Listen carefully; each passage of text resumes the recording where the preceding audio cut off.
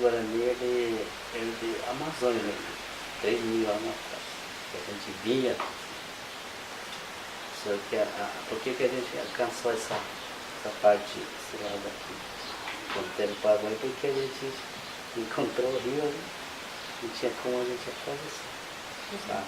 Eu tinha que, um limite, a gente ficou por aqui. Essa é a história que o mais velho contar.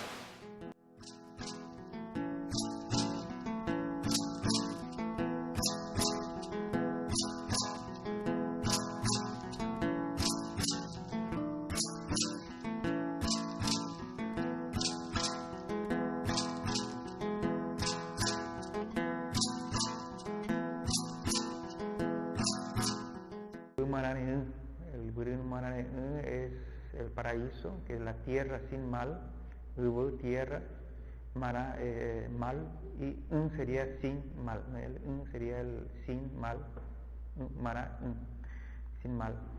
Es una especie de paraíso, nosotros los blancos, o quien se considera blanco, podría decir que es una especie de paraíso, pero es un paraíso terrenal, no es un paraíso en el cielo que uno como los cristianos puedan identificarlo. Es un paraíso terrenal.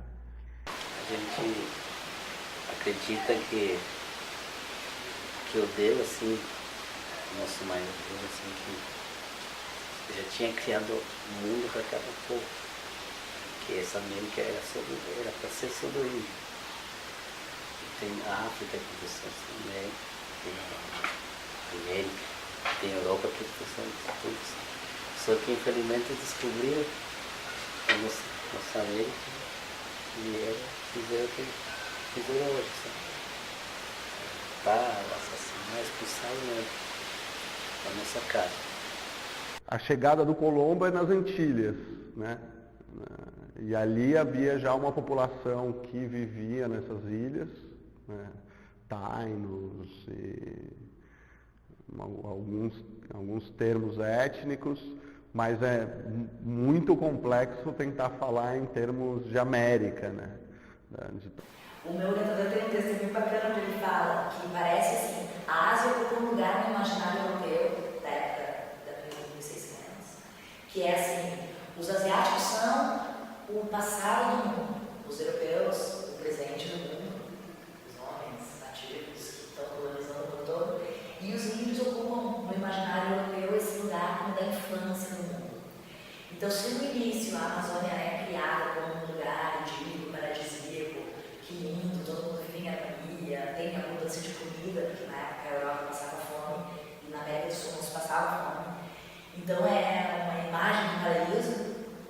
Logo depois, nos anos subsequentes, passa a ser pintado já como um certo inferno verde, assim.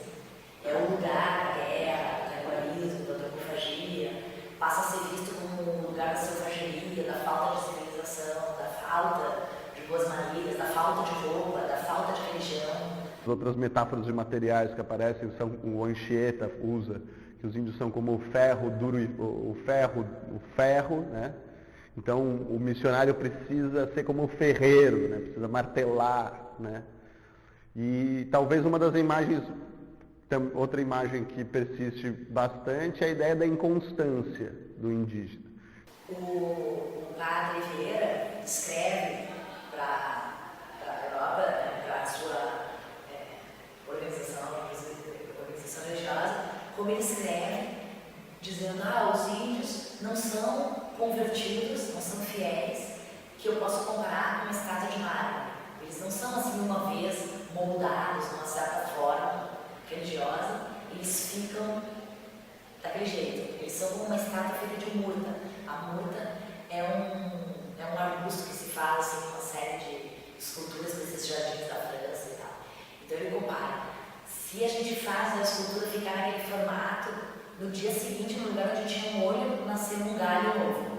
Onde tinha 5 dedos, nasceu mais um, agora são 6. Eles não são pessoas que se converteram, e essa conversão, para espanto do Padre Vieira, que certo, está acostumado a converter outro tipo de gente, sei lá, quem ele estava acostumado a converter, mas ele faz essa comparação. Os índios não se convertem e viraram uma outra coisa. Esses ibéricos, então, estavam marcados muito pela experiência da ideia da reconquista da Península Ibérica, né? O processo de reconquista traz primeiro essa ideia da guerra religiosa cristã, né? Que de certa forma até hoje tem os seus desdobramentos, né? Então esse é um fator, a ideia de expansão do cristianismo, de expansão da religião. El dios de los guaraníes es el Ñanderú. El Ñanderú es nuestro padre, y que el blanco lo cambió para nuestro Ñandeyara, nuestro dueño. Entre nuestro dueño y nuestro padre, que era original de los guaraníes, hay mucha diferencia. Del padre yo soy hijo y del dueño yo soy esclavo. Entonces hasta el dios de los guaraníes lo cambiaron, ¿no? Entonces el paraguayo conoce más como el dios como Ñandeyara y no como Ñanderú, como lo conocen los indígenas, los originarios, ¿no? Guaraníes. Os mitos eles estão sempre se transformando. Então a gente pode considerar, eu como sou antropóloga considero tudo mito. A gente pode pensar, a própria ideia de história é uma certa mitologia ocidental, a maneira de descrever a história. Então, quais são os mitos que se mantêm? Todos eles se mantêm, estão sempre em permanente transformação. Mas alguns mitos indígenas que são contados e recontados ao longo de muitas gerações, a gente não sabe se eles eram os mesmos no tempo da conquista. Mas alguns têm registros bem antigos, feitos pelos jesuítas, como eu falei. Então, o que existem são estudos que vão comparar as versões dos mitos que foram escritas em 1600, sei lá, por essa data, e como eles são recontados hoje, ou revividos hoje, porque os mitos também são revividos, né? A documentação, as referências que a gente tem sobre o modo de vida dessas sociedades, dessas populações indígenas, nos vem a partir de uma documentação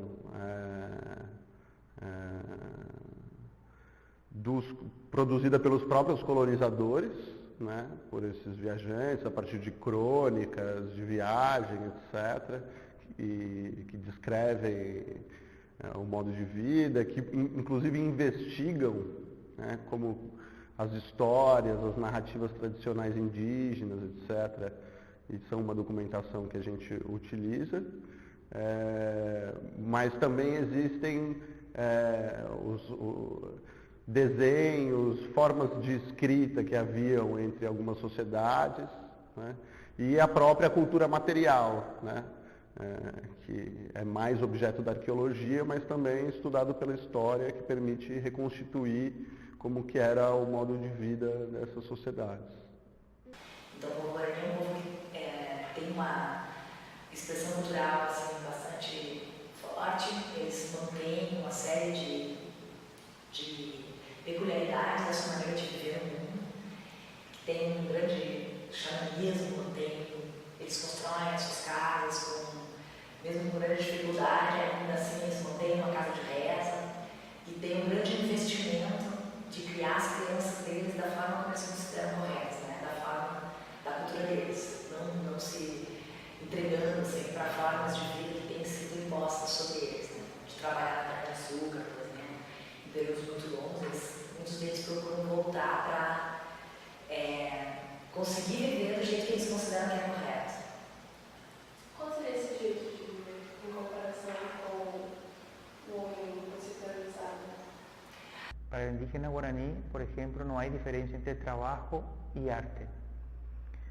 Cuando nosotros intentamos traducir, por ejemplo, la palabra trabaja en arte, entonces fue una dificultad muy grande traducir esa frase, trabajar en arte. ¿Por qué? Porque trabajar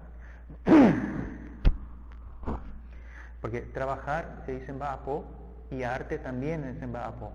Entonces vas a traducir Baapo en Baapo, porque para el indio no hay diferencia entre el trabajo y el arte, porque el arte es un trabajo. Todo lo que ellos hacen, desde la preparación de la comida, artesanía, dormir, pasear, el arte de casa, todo es un arte. Entonces la vida es un arte para los indígenas, por eso no hay esta diferencia entre trabajo y arte. Lamentablemente la cultura blanca, por ejemplo, le llama artesanía, lo que hace el pobre, lo que hace el indio, pero la verdad son artes también. só que era una forma diferente, son artes colectivas, porque una figura, una estatua que hace un indígena, no lo hace solo él, lo hace sus padres, sus hijos, sus primos, todo el mundo lo hace, una arte coletiva. E aí, de novo, também a gente tem que ultrapassar os próprios documentos, porque o que a gente tem normalmente é o relato do europeu, né? Então, esses relatos, primeiro que eles estão imbuídos muito da mentalidade, do pensamento medieval, né, anterior à chegada deles aqui, né? Então já havia a expectativa de descoberta de lugares e populações que vêm de uma tradição antiga, medieval, que já permeavam o imaginário desses viajantes. Então, muitas vezes, eles, ao se deparar com a América, eles utilizam essas referências, né, antigas e medievais para descrever esses acontecimentos, né? Então é a imagem do paraíso, né, uma imagem recorrente, né, por causa da abundância da natureza, da beleza da natureza. A questão da nudez indígena, né, chama muita atenção e remete também a referências bíblicas anteriores ao pecado original, como se eles não conhecessem o pecado original, né? E por outro lado, os elementos relacionados aos interesses econômicos da colonização, da conquista, né? Então, sobre as narrativas dos índios sobre o contato com os brancos, não há apenas uma versão, mas porque são muitos povos diferentes, né? Só no Brasil, atualmente, no último levantamento feito pelo ISA, pelo Instituto Socioambiental, nós contamos 236 povos, só no Brasil.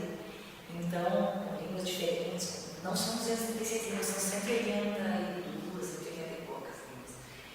Então, essa tentativa de tentar recontar os momentos de encontros com os brancos tem sido feita por alguns pesquisadores, eu me incluo entre eles, mas a gente segue lendo um livro que é bem bacana, que é esse, que chama Pacificando o Branco. Então, são as cosmologias do contato no norte amazônico, contado pelos índios.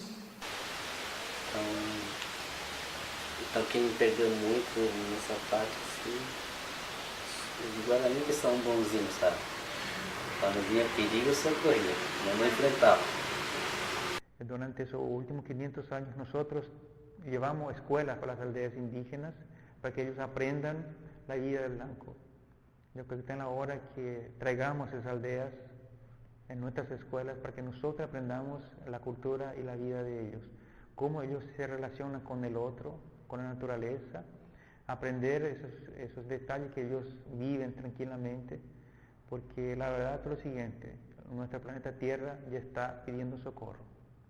E na verdade, a conquista da América acabou, né? A gente está aqui numa zona de fronteira, tem uns índios aqui cercados por plantação de soja, né? A Amazônia sendo invadida, né? E a pergunta talvez seja essa, né? A conquista, ela é um processo de longa duração e que talvez ainda esteja em curso.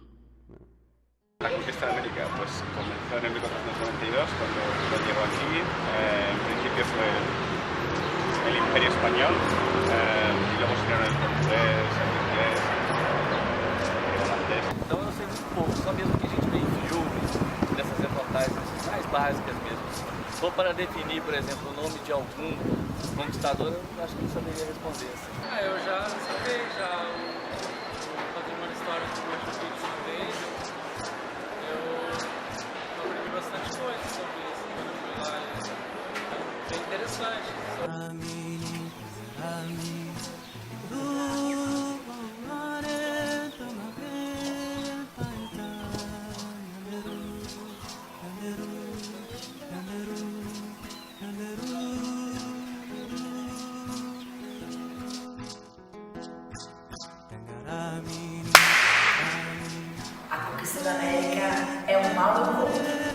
mas que podia ter efeitos atualmente positivos. Porque, na verdade, quando a gente se transforma numa mulher, é porque a gente se vê uma, né?